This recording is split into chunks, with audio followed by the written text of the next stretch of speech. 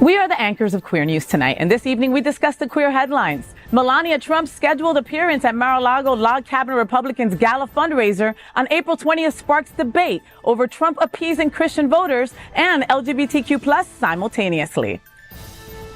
A new report unveils Florida's challenges, depicting it as a state of climactic, financial, and political turmoil.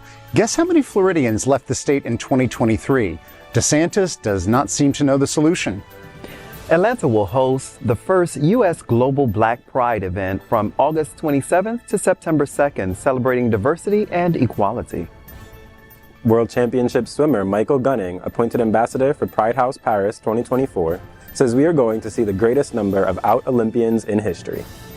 Gay photographer John Carmichael, renowned for his 2017 Eclipse photo, returns to capture today's eclipse, making the LGBTQ+ community proud.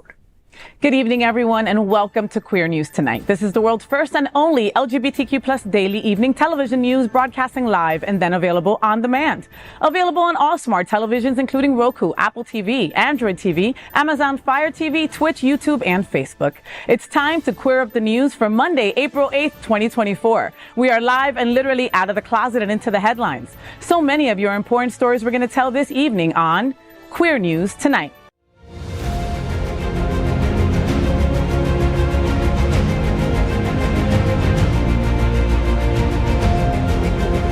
This is the world's first live daily LGBTQ evening news show, literally out of the closet and into the headlines on Queer News Tonight.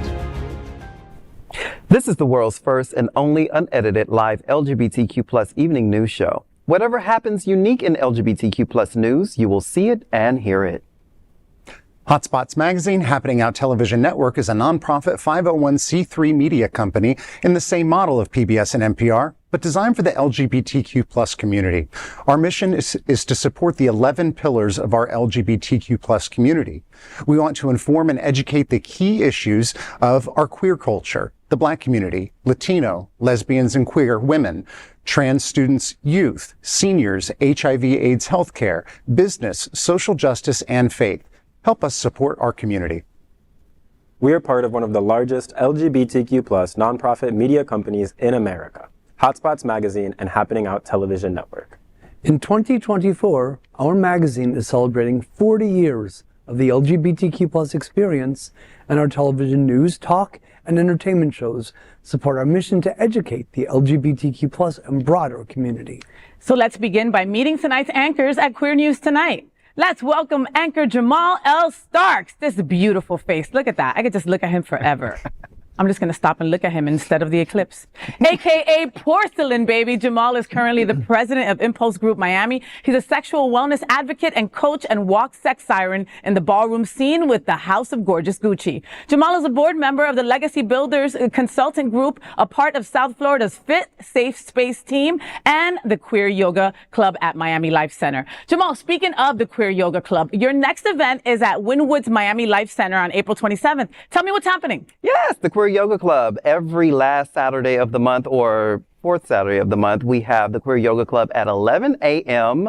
to 1 p.m. where we do a flow, we connect, we vibe, we kick our butts in a cute vinyasa flow. And I come with the sound bowls, as you can see there, and a meditation with Edgar as well. So come on out, enjoy community and fun. And at the end, we have community conversation where about 30 to 50 of us just talk about what's happening in the community. Sometimes we cry, sometimes we laugh, sometimes we hug. We just have a great queer time. I love that. And it's getting more and more popular, Jay. So can people sign up beforehand, or can you just show up? You have to sign up beforehand. Just go to MiamiLifeCenter.com and you will see it in the workshop section. Thank you very much. Next up, let's welcome Mark Pettitt. Mark is a pioneering traveler and coordinated the very first gay pride parade ever on the continent of Antarctica. Right? And you felt like you did something today. He's also a former Mr. Sawmill Leather Sir. He and his husband, Luke, who I adore, run linksbyluke.com, the chainmail, harness, and pride accessory shop. Mark, so Sawmill Anniversary Weekend is celebrating America's best gay campground from April 25th through the 28th. Tell me what's happening. tomfoolery, shenanigans, and hijinks is happening at that campground. If you want to have a great time, Sawmill is such a wonderful place to visit. You don't have to worry about driving anywhere. You stay right on site, and don't think you have to rough it out in like a tent. You can rent a cabin, do a little glamping, and nobody drives home intoxicated. So this is going to be a major, huge weekend for Sawmill celebrating their anniversary, and I hope anybody that can go will go. It's going to be a blast. Love it. Happy anniversary, Sawmill. Next up, let's welcome James Lyons IV. He's a political scientist and entrepreneur and co-founder of the BLREA. How do you say that? BLREA. Oh, you just say it. Okay, got it. All right. The BLREA, a family real estate brokerage. In 2023, he established Lyons Labs to empower diverse small business owners and community leaders in navigating the evolving landscape of artificial intelligence and emerging technologies. Welcome, James. I'm so happy to finally meet you, a young, hot scientist. Hello. Are you single? I am not. Okay, sorry, boys. Well, welcome to the table. We're happy to have you, Bobby. He's smarter than me. I don't know how I feel about that. And he's cuter too, and younger. I don't know about cuter.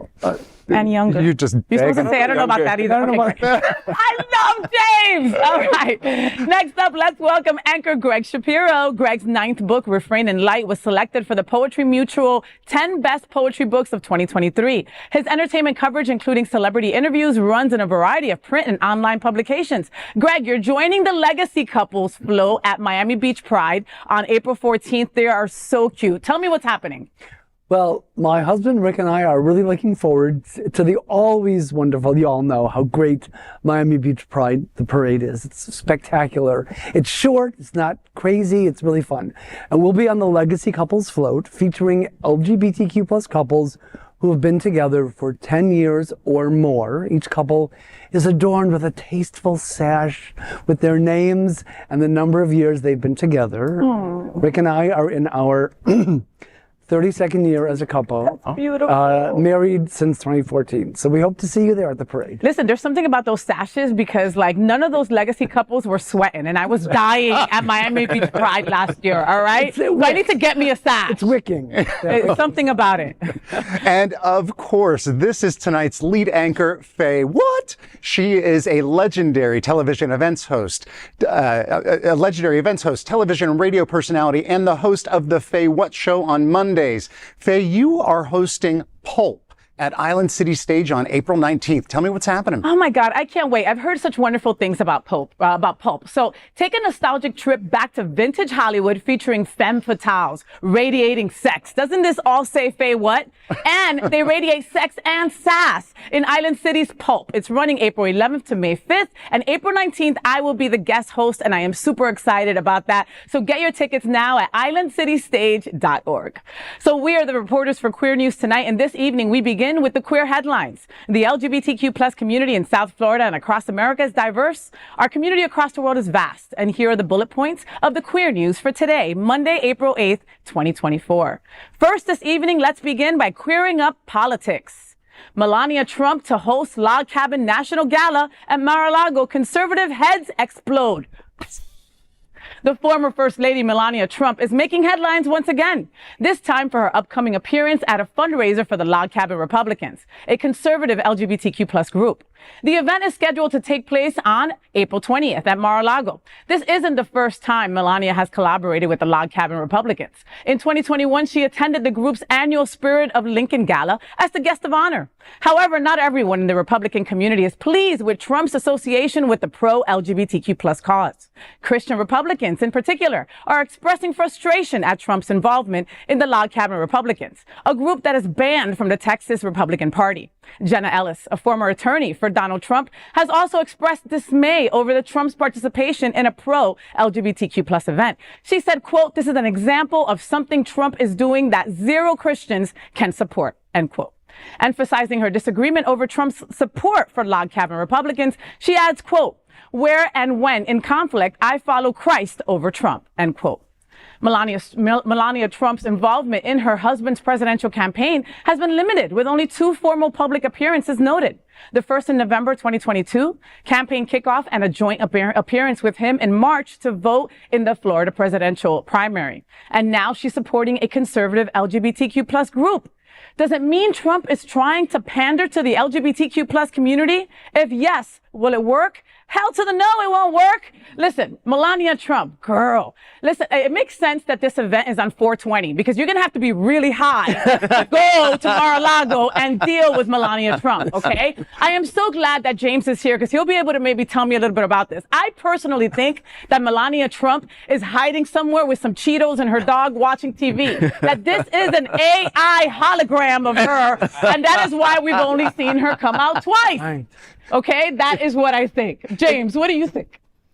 I mean, I feel like you could be right. I think she's strategic in that regard. Mm-hmm. You know, I think she is very much.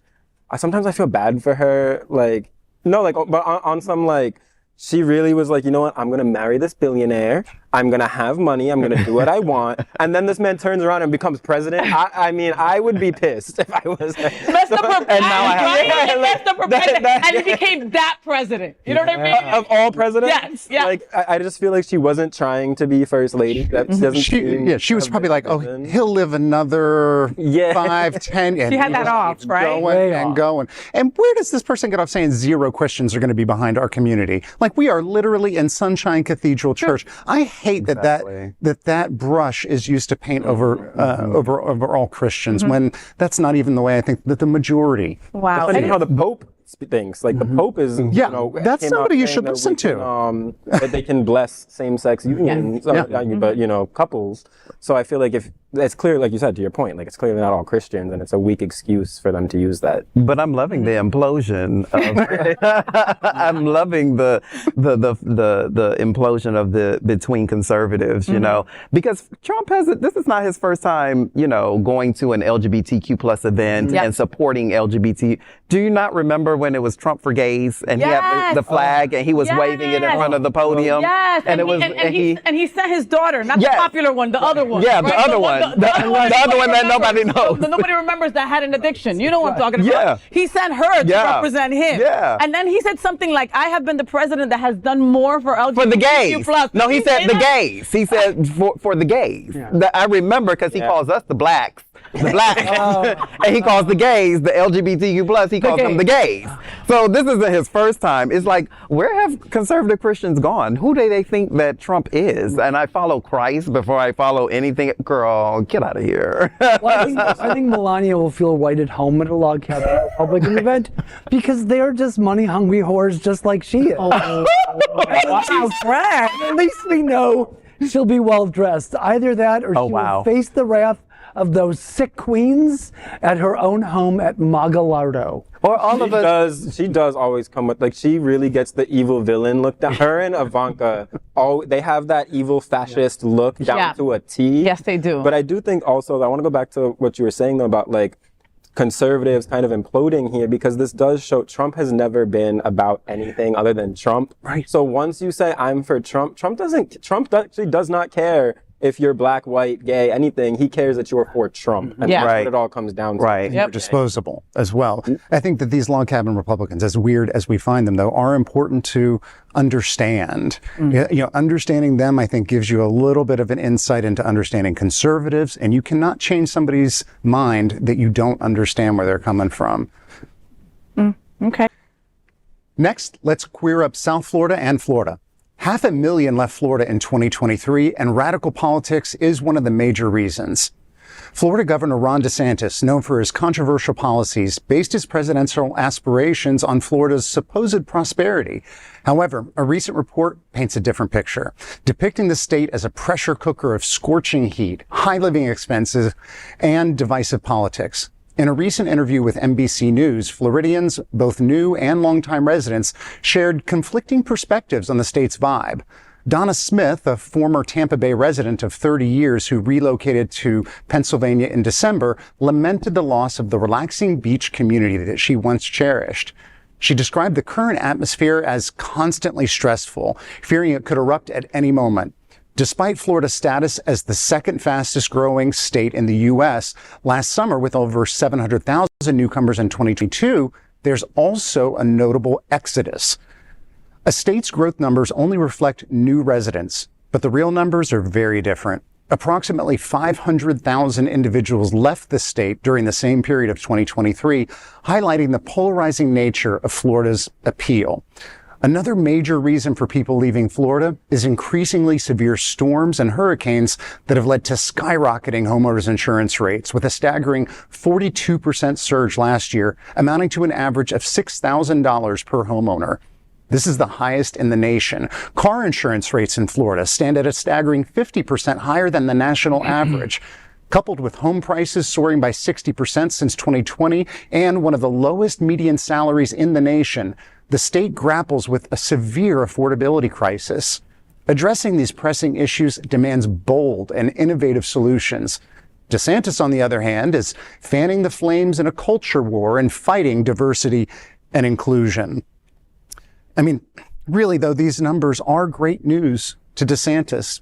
Even if you showed him both sides of the coin, voter registration data indicates that during the pandemic, which I know is a little bit before these numbers, but it was the last time that they looked at it, 46% of new voters who moved to Florida were registered with the GOP. Wow. As Republicans, while only 23% of new people coming to the state were registered as Democrats. Holy crap, that is staggering. It is literally changing the political landscape of our state. So I don't think that he really cares about the people leaving, because it's... Of course not, because who are the not people his leaving? people. The people who are leaving are black, brown, or they need gender-affirming care, people with a right? And so these are the people that he wants to leave. So we're doing him a freaking favor. Right. I moved here in the 90s, and then I went back to New York, right? And then I moved back, and then I went to LA, and then I moved back. So I have seen how this place has slowly but surely become a New York, okay, when it comes to prices and stuff like that. You'd be able to find a cheap rental somewhere in Alapata, somewhere in Liberty City, somewhere in any of those places. Anything is going for 3 times the amount that it used to just a few years ago, right? My homeowner's insurance was $2,600 3 years ago. It is now $5,100, okay? My wife is a nurse and has 3 jobs. I work here. All right. So understand, I went to Publix the other day. I bought 3 things. It was $65. Okay. Yeah. Our car insurance used to be super cheap here in Florida. Yeah. It is not anymore because of our flooding and our storms and all that kind of stuff. This place, exactly what DeSantis wants to happen is what's happening according to these statistics. And he never says the people who leaves. He constantly says, what a building, what a huge movement we have. We're the most growing city ever, the most growing state ever. We're growing because people like us are having to leave. Right. Yeah, and I was going to point straight to that. Gentrification is a huge problem in South Florida and many major cities, as we can see in Miami, like you were talking about, Alapata, Liberty City, all of these, Little Haiti, all of these places were affordable places to live, and now the median rent in Miami for a 1-bedroom is $3,000. That is absolutely astronomical. Where do those poor people who usually are marginalized, black, brown, trans, Latino, all of the things, where do they go? They have to leave. They have to go away. And then when you're instituting policies that literally speak against their own existence, now you have you're like, I don't want to deal with this. I don't want to deal with this shit. I'm going to have to find somewhere else to go. And it's so sad that here in Florida, it's a beautiful place to live. I am from Miami. I am a native person who born Jackson Memorial Hospital. And I'm looking at my counterparts having to leave the state because of these things. Yeah, our own friends, our own, people that we know, and again, and parents that have to leave just to get their kids the right care that they need. Right. LGBTQ plus kids that can't, and even adults that are needing this gender affirming care that we no longer are going to be able to support and give. Well, the only Florida exodus I want to see is Republicans relocating to Alabama or Mississippi. They can have Alabama and Mississippi. Texas, they can have Texas too. They can have Texas. Let's not say that, because there's still people there we should care about too. Republicans? We'll get them out. No, but the people who are also suffering in those states at the behest of similar governments. Yeah. But I want to go back to what you were saying though about you know, there, especially for the parents who need to leave to get their kids healthcare, there's another side as well that's education. I've talked extensively about my boyfriend being a teacher because I'm very proud of that and very proud of him. But, you know, Not an easy gig. For your boyfriend to especially have. in Broward County, Florida, being an openly gay teacher is a very difficult experience. And that's only one part of it, but there's a whole other part of it that goes into the education itself, right? Like the government isn't investing in certain types of education. No more Black history. And so you're also losing the professionals, right? You're actually not getting people, the best teachers don't want to teach in Florida. So now him as a young teacher, we have a conversation, do we need to leave Florida so he can teach in a district where for his career, he can get better experience and get the career experience that he's deserving of as a young gay man in education. For his future as well. And it's sad that he even has to have that conversation with you. And then balancing that with, but then if he leaves, he feels like he might be abandoning these young queer kids who he serves as a role model for. Right. Yeah, so he must stay. Like me, I'm staying with the ship. You're gonna have to drag my freaking brown lesbian ass out of here. I am too, because I'm from here. So I am too. And also, can we talk about the climate change? Can we talk about last year, the Gulf Stream was the hottest it ever was on record. It was damn near boiling temperatures, and it has killed our coral reef, marine life. We have a Category 5 hurricane hit the West Coast and take Sarasota almost completely out. And you talked about insurance prices. My homeowner's insurance in 2023, y'all ready for this? Was $12,000. Wow. Was $12,000. My car insurance tripled when I moved. In New Jersey, my car insurance was $196. I moved to Florida, it went up to nearly $600. I had to have them lower me to like the most basic insurance to make. Well, you're also 11, Papi. So once you get to a certain age, it'll be a little bit It was lower. $196 though. Yeah. So I was And like, he was 11 in his former state. Yeah. exactly. Right. So Crazy. So we also have to talk about climate change. I mean, we're right now. Global warming is real. Total solar eclipse. This great conversation to bring in that climate change is real, and despite what conservatives and Republicans want you to believe, that you can see it happening outside of our front door. Yeah. Last year in April, Fort Lauderdale had the most intense rain that they have ever seen in 1,000 years of ever human recorded history. Over 100 inches of freaking rain in Fort Lauderdale. So many people lost their homes. So many people. And Broward House had to refill beds and ask for new donations They still haven't opened. and they still haven't opened Yes. because of the rain that happened almost 1 year ago. Yeah. That was a freak storm from one night. That was crazy. But those kinds of storms could become more And frequent. can become more frequent. And they just announced that this is going to be the most epic hurricane season we have ever seen in human recorded history. They just released that data. Also, they have released the data that last summer was the hottest on record and will be the coolest on record for the next 25 years. So batten down the hatches. Get ready for what is about to come. And we're just about us. I mean, look, like you know, God, wasn't there an earthquake in New York? 4.8. New Jersey. 4.8. And an aftershock, which I went through a small tremor in New York. This was probably about 10 years ago, and it was maybe a 3 point something. This one was a 4.8, and they had an aftershock of a 4.2. We've never seen really an aftershock in major places like New York or the Tri-City area or things like that. So we're just really, the earth is earthing, and the earth is ready to earth on us this year. And then y'all wonder why Gen Z is aging worse than millennials. Jay, what's next? Young ass. Go. Next, let's cover up Black culture.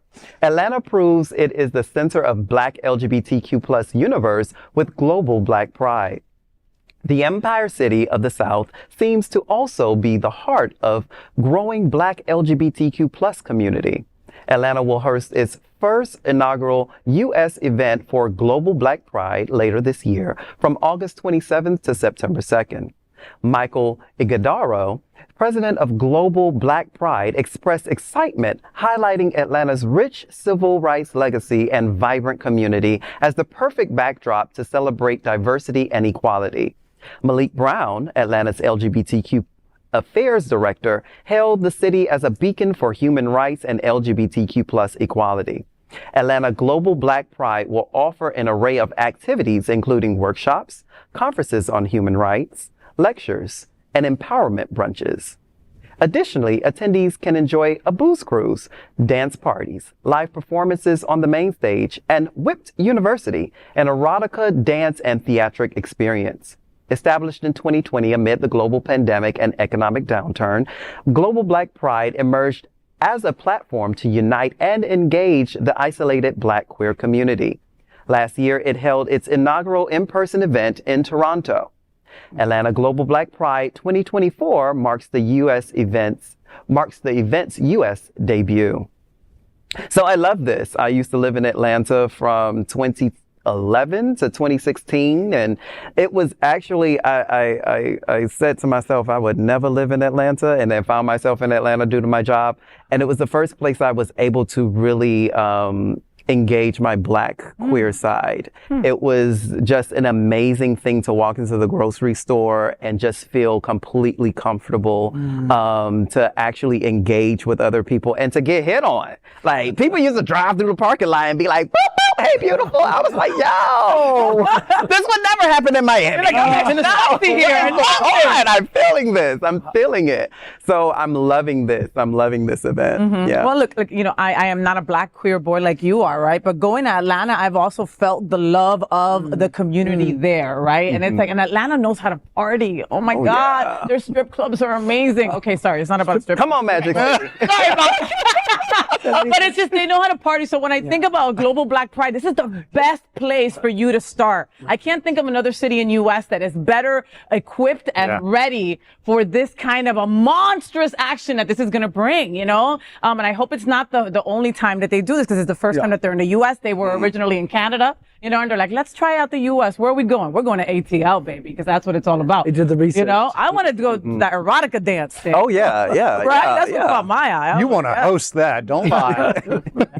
And I'm happy that they're having like the erotica, the Whipped University. I want to be, you know, I might reconsider not going, because I haven't been to Atlanta Black Pride in years, centered around Labor Day, which I believe these dates are. But I mean, this might change my mind. Now, this booze cruise thing. Oh, can we talk about that? I really want to know where y'all having it, because the only place to have a cruise is Lake Lanier, and that's not the best place to be on. Like, I'm not a fan of getting on Lake Lanier. So historically, stuff has happened on that lake, right? Historically, that is a drowned lake of a Black town was drowned. Okay, if you don't know the history, there are hundreds of lakes in the U.S. where they drown Black towns and created lakes. Even in Florida. Yeah. Lake Lanier is one of the most popular ones, and it's also one of the places where you have the most drownings and freak accidents and things. So it's haunted. I believe them ancestors are down there like, girl, now y'all know better. So I'm praying that that's not where the booze cruise is. But I don't know. It's like the Bermuda Triangle, that kind of thing? Like, It's more just like, you know, it's just like a haunted lake. Like, you know how a lot of the U.S. is haunted because it's built on like indigenous burial grounds? Yeah. It's just the same thing, but with Black people, kind of. And those energies are there. Oh, yeah. I remember I drove to Atlanta once from Florida up 75. Never again.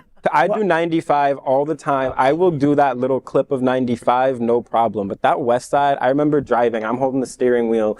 And we're driving by, and first things first, why do y'all's rest stops look like plantations? They literally had the old White House on the hill, and it says Plantation House. No.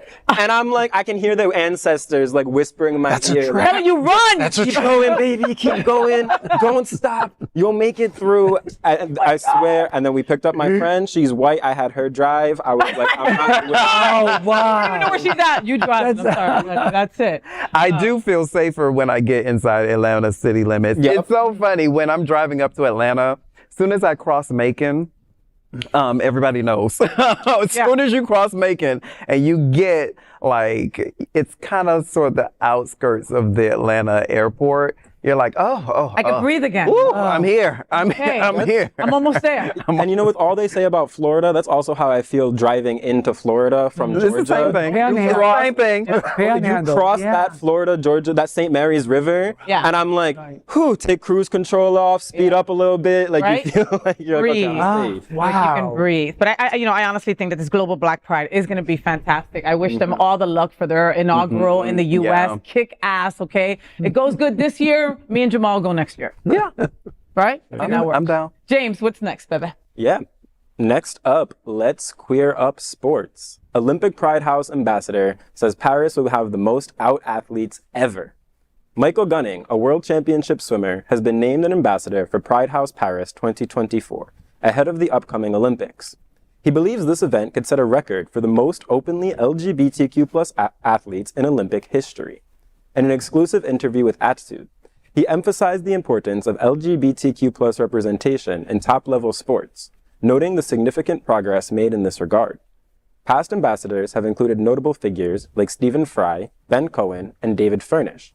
Reflecting on his tenure as a Pride ambassador during the Birmingham 2020 Commonwealth Games, Gunning expresses his aspirations to leverage his past experiences in his upcoming role in Paris.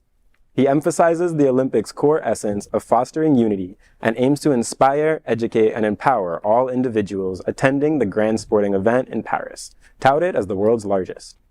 Gunning is the first openly gay, mixed-race professional swimmer in the UK, proudly representing both Jamaica and Great Britain throughout his illustrious 16-year career. Leveraging his platform, he champions LGBTQ+ visibility in sports worldwide. Joining Michael Gunning as ambassadors for Pride House Paris 2024 are trans artist Louise, LGBTQ+ activist Amazing Lathai, and Australian Paralympic rower Nikki Ayers. A Pride House serves as a special venue established at significant sporting events to celebrate and provide support to LGBTQ+ athletes, fans, and the broader community. And can we pull up a picture of Mr. Gunning one more time, by the way? Gorgeous. I I can look at him. I'm just gonna, if you needed another reason to watch the Olympics, Yeah. here you go. Qué lindo. Right? Yeah, I will be swimming. I believe, right? That's the sport. Yes. You don't even care. Look at that He's like, I'm body. following him right now on IG. I don't care what he You know what though? I remember when I was probably like 16, 17 and the Olympic team. I remember Tom Daley Oh, yeah. was. Knitting, with right? the- Wasn't he the And he knitter? was, I remember he was like the guy, Gorgeous. and I was just like, oh man, I was like, we need more black people up, and so I'm very happy to see Mr. Gunning.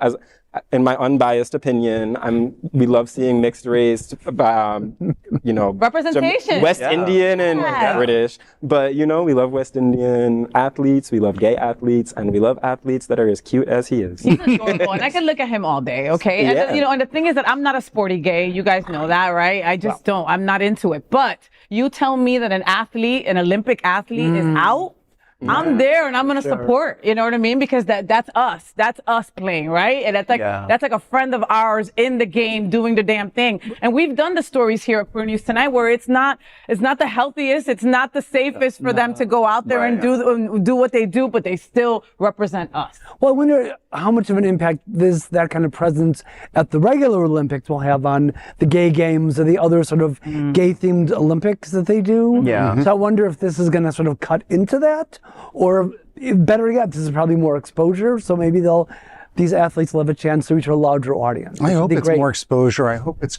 cumulative. Just from being in athletics as a younger gay guy, What did you play? Softball? Wrestling. Oh. I was wrestling. I didn't. You know what? I would have lost that bet. I totally. That's because we haven't rolled around there. No, but didn't he just get hotter by saying that? It was like I was a wrestler. Okay. If it helps, I was in the 85-pound weight class. I was a very little dude, but athletics is such a confusing space when you are younger, with all just the notions of masculinity being thrown around, and at the same time, I always try to explain it to straight people. Like, imagine if when you were 11 or 12 years old, if they sent you as a boy to an all-girls school and you're straight and they tell you to get changed in the locker room. What do you think that kind of does? Yeah. And there's nobody to talk to about that or to kind of, except for something like Pride House. And this kind of representation, I think, really matters to look up and be like, okay, things get better. I don't have to fall into any kind of stereotype. I can play in a sport or not play in a sport. I can just be me. Yeah, and on that too, I feel like like you said, it's a space that we know hasn't always been the most welcoming, and so I do think the visibility is important, normalizing that you can be out, you can be at the top of your field, and whatever field it is, but sports especially, I think making that a more inclusive space is important. And we also love to see them go swimming in their speedos. I mean, that part. Jay? I'm so ready for my Paris trip. All right. I'm so ready for my Paris trip. So ready. Preferably, I get over there right during the Olympics so that I can go visit the Olympic Village. You know. Wow. That's all. Gunning, Jamal's coming for you. Just so you know. All right. Next, we're going to queer up the USA View. Best solar eclipse images captured by this gay photographer. In 2017, gay photographer John Carmichael captured an image of the summer's total solar eclipse visible in North America that mesmerized the world and established him as a visionary in astrophotography. He was back to photograph today's solar eclipse in the United States, and his fans are eagerly anticipating to see the photographs he took. This time, instead of a commercial airline, Carmichael received an offer to chase the eclipse aboard a private jet from another entertainment mogul, providing him with more control over photographic conditions. While Southwest did extend an offer to fly him and his family, he hesitated as a secretive opportunity emerged. That secret was revealed today as he flew at 55,000 feet for the length of the eclipse totality path on David Copperfield's private jet. Behind this gay photographer's accolades lies a story of overcoming personal obstacles and an enduring marvel at the grandeur of the cosmos. His fascination with space and cosmic occurrences commenced during a 7th grade geography lesson, a basic eclipse demonstration by his teacher using a flashlight, a globe, and a small ball to simulate the moon, sparked a profound and lasting curiosity.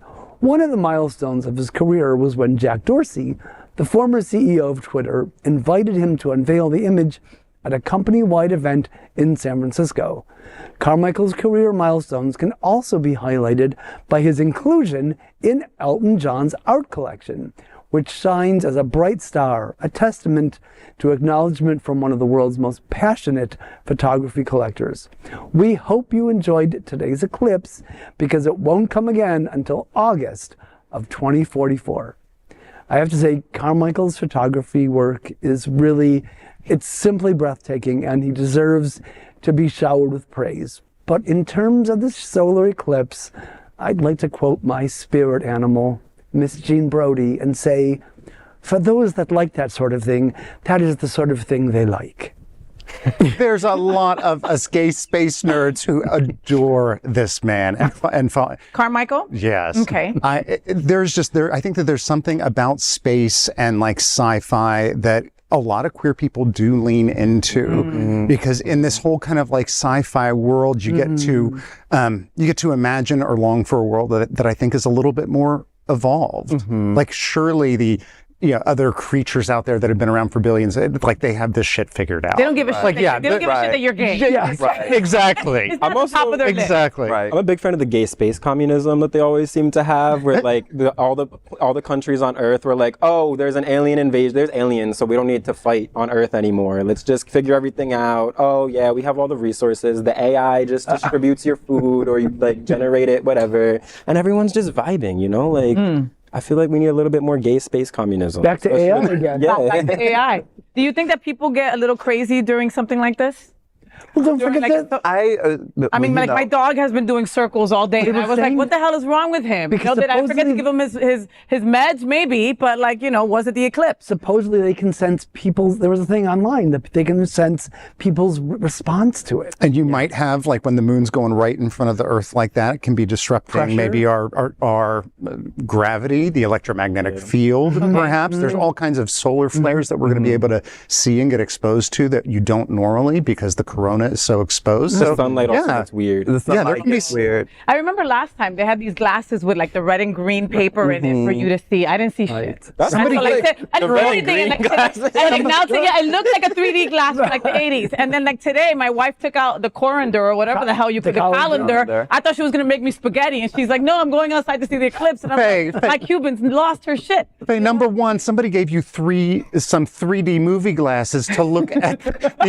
They were red and blue, and now your wife is probably looking up at the sun with a colander. Does she know it's supposed? Oh my goodness! I think she Y'all was gotta be actually two looking at blind the hole. lesbians. She was just looking at the hole, because if you take something like perfectly with Circular? perfect circular and like with a bunch of holes, and you put it over to the side, when the shadow casts, you can see how the projection of it. the projection of the moon Got it. going through. Got it. Scientists, do you agree? I'm not an astrophysicist, but I have heard This this. type of scientist, Faye. I also saw people taking disco balls. If you hang a disco ball in the sunlight, the little dots all around will shape like the eclipse. They'll shape like the No way, really? yeah. Super I cute. like Yeah, that. It's a good thing I have It's a disco ball. reflective. Yeah, that makes It's reflective, so it's reflective. But in terms of people like going crazy, there were people who thought they didn't understand that eclipse and apocalypse are two different things. Shut up, they were waiting for the rapture. There were people waiting for the rapture. This really speaks to the education in the U.S. I'm sorry. It really speaks to the American education system. Because if you don't understand that the moon does this every 28 days. It's called the new moon. It comes through the sky during the day every 28 days. For spiritualists, we say that you set your intention. But the moon traverses the sky every 28 days. On this specific, it is because the sun is lined up and the earth is at its equator and the moon is coming around, and therefore it blocks out the sun just in the path of totality, just that little dot around. That's it. That's all that's happening. Not the end. That was That's such it. a The good end. explanation, though. Like I feel inspired to go on a private jet to take pictures of the next one, because that was really inspiring. I feel And inspired. you know what's funny? That Carmichael, right? Southwest Airlines offered it to him, and he's like, "Nah, you bitches are sometimes late, and I don't got that kind of time." So, nah. Your snacks ain't that good. Not only that, you're gonna get there and they're gonna be like, "Oh, sorry, your seat to take pictures is taken already." You have to pay $30 extra to get that seat to Or take they the picture. put them on an aisle seat. Yeah. you know, Something like that. they're like, "Oh, sorry, that window don't open." That is some hood airline shit. I wouldn't know. I don't fly Southwest for that. No. Oh, Okay. Okay. James, he likes Spirit. All right. Next, let's queer up travel. Visit Lauderdale welcomes cricket fans for the ICC Men's T20 World Cup. You may be shocked to hear that one of the most popular sports in the world is not football or baseball. It's cricket. Okay, reports show more than 2 billion people with a B around the world attend at least one cricket match during the year. Visit Lauderdale is all set to welcome cricket lovers to experience history in the making, as Greater Fort Lauderdale hosts its first ever ICC Men's T20 World Cup in June. Lauderdale's Broward County Stadium, one of just 3 U.S. venues, welcomes cricket fans from around the globe. With more than 45,000 visitors expected, this event promises excitement and thrills. Be part of the action as teams battle it out in 4 thrilling matches at Central Broward Regional Park starting June 11th. With Sri Lanka versus Nepal to celebrate Greater Fort Lauderdale, unveiled a stunning 400-pound, 8-foot-tall cricket ball replica at Los Olas Oceanside Park on Fort Lauderdale Beach. Don't miss your chance to capture this iconic piece before it returns to Broward County Stadium for the World Cup. Visit Lauderdale invites every cricket fan around the world to explore all that Greater Fort Lauderdale has to offer during and apart from the ICC Men's T20 World Cup. If you are queer and you love cricket, you would not find a better location than this to enjoy your favorite sport. Visit Lauderdale, everyone under the sun.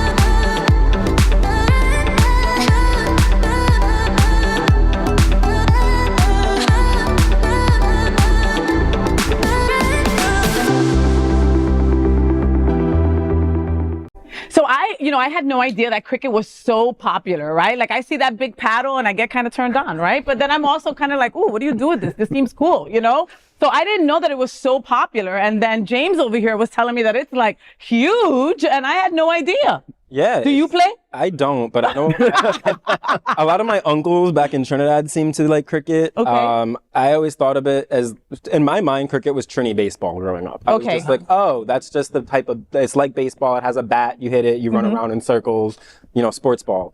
But I know it is really big in particular in India, which having the largest population in the world probably helps bump up that 2 billion people who are watching. Right. But I know it's always a big deal. Like when Trinidad and India were playing, or Trinidad and Sri Lanka, they'd be like, oh, we gotta get our best cricket players out. So it makes sense, I think, that it would come to Broward in particular. If it's gonna come to the US, it would come to a place with a lot of West Indians. And I did think it said USA and West Indies. So It seems similar to the World Cup. We've done a joint bid with our neighbors up. But it's the first time that it will be on American grounds. Well, wasn't it like a couple weeks ago? Wasn't there like the polo thing was going on, and now cricket? It's like, what are we going to be like having like tea and crumpets soon or something? I'm waiting for the croquet tournament is coming next, but I don't know if I can go to this. British accent and paddles is how I got married in the first place. No, I got to text Luke. Don't watch the news. No, but we're definitely gonna go to that. Well, and the outfits, the uniforms. Yeah, sorry, guys, sorry. No, you can call them outfits. It's gay news. Yeah, but they are pretty cute with the little paddles and everything. And I don't think it's going to be tough, to get a really good seat for that too.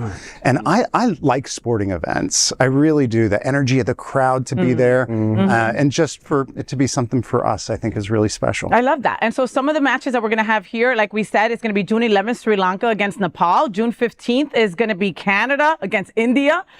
June 16th, Pakistan versus Ireland, So if any of those countries you want to go root for, you've got to get your butt over here, okay? Visit Lauderdale has it. Everyone under the sun playing cricket. That's going to be a whole lot of fun. Next, we are proud of our special partnership with Sunshine Cathedral, the world's largest queer church here in Fort Lauderdale. Supporting that partnership, we are broadcasting from our permanent set here at Sunshine Cathedral at the Happening Out television studios. We broadcast Sunshine Cathedral's Sunday International Service at 10:30 a.m.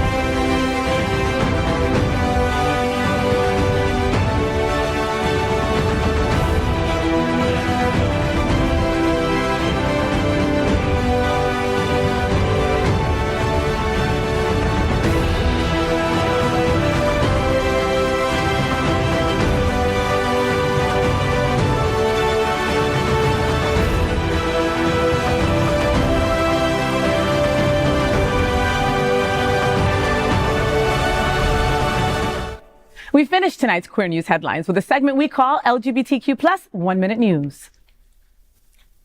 LGBTQ plus 1 Minute News. Let's queer up South Florida and Florida. OMW celebrates nearly 24 hours a day with Cadabra, late night gay Disney parties. One magical weekend in Orlando is back for another year with an exhilarating lineup of 13 DJs and 10 sensational parties from May 30th to June 4th at Walt Disney World's resorts.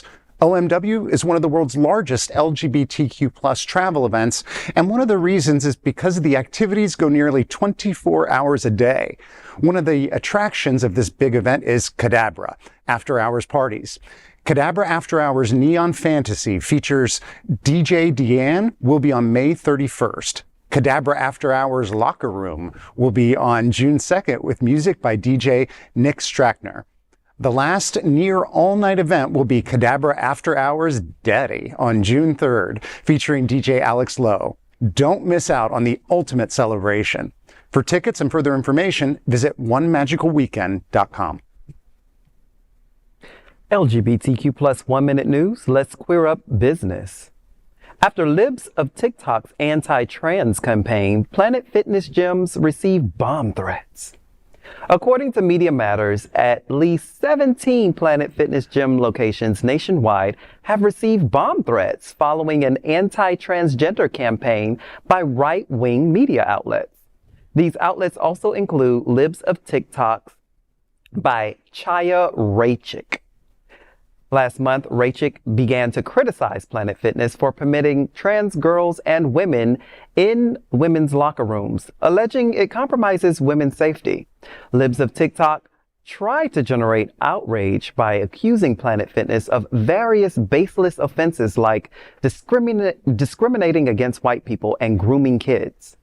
Following Libs of TikTok's campaign, bomb threats have targeted Planet Fitness sites in Fairbanks, Alaska, 4 locations in Providence, Rhode Island, 4 around Jackson, Mississippi, several in Connecticut, and 6 locations in Wayne County, Michigan. LGBTQ plus 1 minute news. Let's queer up trans rights. University of South Carolina coach Dawn Staley says she supports trans athletes in women's sports. As the NCAA Women's Basketball Tournament Championship in Ohio neared, a discussion during a recent press conference in Cleveland brought attention to transgender participation in sports. The conversation was initiated by a question posed to Dawn Staley, the head coach of the University of South Carolina's women's basketball team, by Dan Zakshiki from Outkick, a right-wing platform affiliated with anti-trans activist Riley Gaines. Zakshiki asked the coach about the ongoing debate around transgender athletes participating in women's sports. Coach's answer won people's hearts. She said, quote, "If you're a woman, you should play. If you consider yourself a woman and you want to play sports or vice versa, you should be able to play," end quote. South Carolina went undefeated and won the national championship. LGBTQ plus 1 minute news. Let's queer up gay culture. Pheasant queerness takes center stage. LGBTQ plus history pamphlet sparks controversy in England. A pamphlet detailing LGBTQ plus history in England has become the talk of the town for mentioning the queer behavior of pheasants. Published by the Hastings Queer History Collective and designed by They Them Studio, the pamphlet serves as a guide to Hastings' LGBTQ plus history and museum collections. One part of that guide covers Hastings Museum and Art Gallery, where a pair of stuffed pheasants is said to represent queer behavior among the birds. According to the pamphlet, female pheasants may change their sex when they cease laying eggs, transitioning from brown feathers to the brightly colored plumage typical of males. The pamphlet cites an 18th century paper containing the earliest European studies of queer behavior in animals. LGBTQ plus 1 minute news. Let's queer up the worldview. Dev Patel explains inclusion of film Monkey Man and India's third gender. Dev Patel delves into gender diversity representation in his latest action film Monkey Man, which he directs and stars in. Co-produced by Jordan Peele, the thriller follows a man navigating the underground fighting scene in India, seeking retribution. Patel's character finds solace and support from a community of Hijras, India's third gender, encompassing various gender identities. When questioned by Variety at the film's Los Angeles premiere regarding its portrayal of the trans community, Dev Patel said, quote, "This is an anthem for the underdog, the voiceless, the marginalized," end quote. That is today's news for the LGBTQ plus community on the world's first and only daily LGBTQ plus evening news show. If our community is important to you, share this news with your friends and family. Are you, like most of America, part of our very large television audience watching this live LGBTQ plus news broadcast right now on Roku, Apple TV, Android TV, and Amazon Fire TV? Queer News Tonight is the only live LGBTQ plus digital television show in the world that is out of the closet and into the headlines. We need your support. If our community is to grow, we must tell our stories and bring them to the attention of the broader world. This is the only place in the world that tells these types of LGBTQ plus stories in motion and sound. That is the passion of Hotspots Magazine, Happening Out Television Network, and Queer News Tonight. I'm your anchor, FayWhat. And on behalf of these LGBTQ plus reporters, the incredible anchors of Queer News Tonight, including Jamaal L. Starks, Mark Pettitt, James J. Lyons IV, and Gregg Shapiro. We will see you daily at 8 p.m. And to our LGBTQ plus world, we wish you Good night. Buenas noches.